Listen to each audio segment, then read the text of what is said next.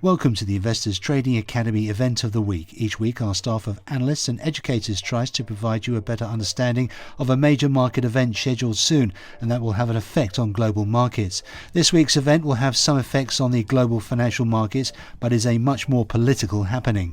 Chinese President Xi Jinping is to make his first state visit to the US next week. Before showing up at the White House, his first stop is Seattle, where he'll spend a jam-packed 36 hours talking tech, including a round-table meeting with some of China's most powerful CEOs and their US counterparts. Tensions have mounted between executives from the two countries over everything from cyber spying to censorship to intellectual property, so there'll be plenty for them to discuss. Xi will be in Seattle from September the 23rd and will meet in Washington with President Obama starting on the 25th.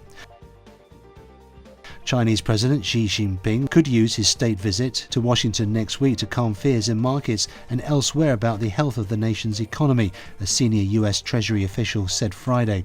If Xi can make clear that China is going to stay on the path of reform, that would be reassuring to people who care about the country's long-term health, the official said. Conversely, any sense that Chinese government officials might be backing away from letting the market have more sway in the domestic economy would have negative long-term implications on growth in their economy, the official said.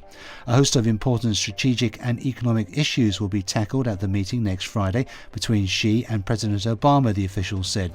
Chinese economy is in a transition from being reliant on heavy industry and exports to consumer-driven.